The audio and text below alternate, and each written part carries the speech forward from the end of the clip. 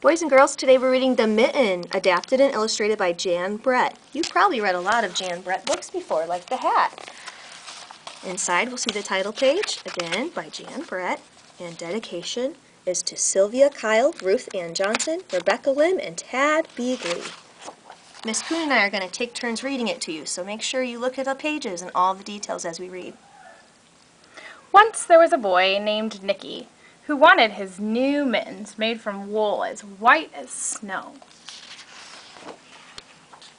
At first, his grandmother, Baba, did not want to knit white mittens.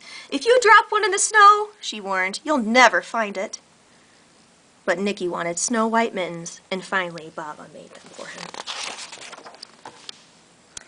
After she finished, she said, "When you come home, first I will look to see if you are safe and sound, but then I will look to see if you have your snow-white mittens." I wonder what will happen. So off Nicky went, and it wasn't long until one of his new mittens dropped in the snow and it was left behind. Do you see what's in the mitten here? What is that? Jan Brett's pretty sneaky with how she makes her books. A mole, tired from tunneling along, discovered the mitten and burrowed inside. It was cozy and warm, and just the right size. So he decided to stay. Let's pretend we're cozying up in the mitten. A snowshoe rabbit came hopping by. He stopped for a moment to admire his winter coat. It was then that he saw the mitten, and he wiggled in, feet first.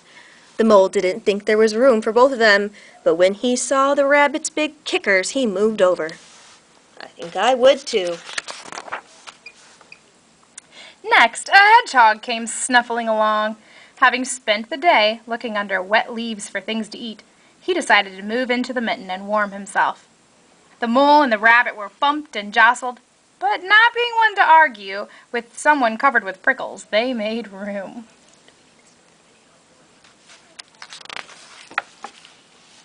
Oh my goodness. As soon as the hedgehog disappeared into the mitten, a big owl, attracted by the commotion, swooped down. When he decided to move in also, the mole, the rabbit, and the hedgehog grumbled. But when they saw the owl's glinty talons, they quickly let him in. Ooh, who's next?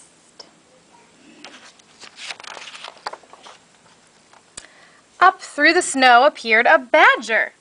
He eyed the mitten and began to climb in.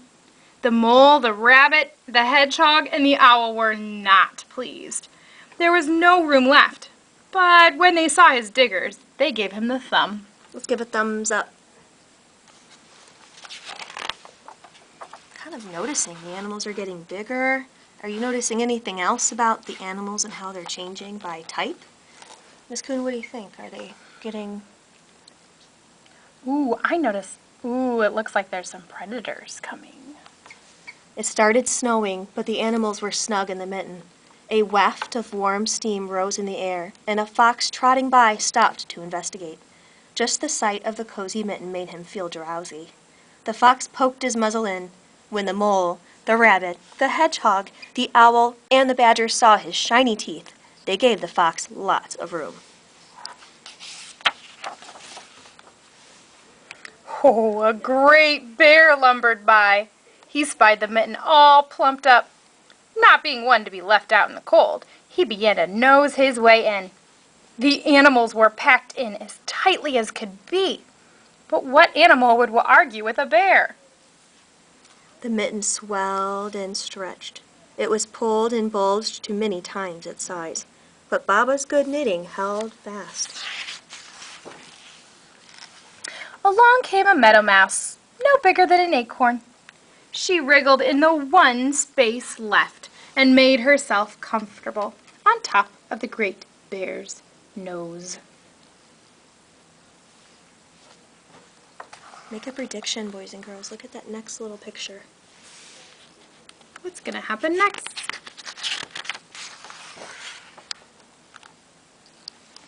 Oh, the bear, tickled by the mouse's whiskers, gave an enormous sneeze.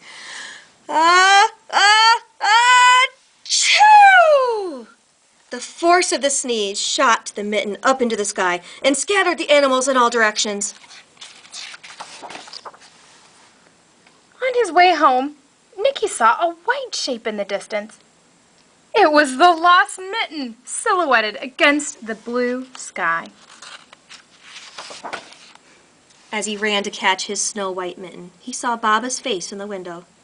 First she looked to see if he was safe and sound, and then she saw that he still had his new mittens.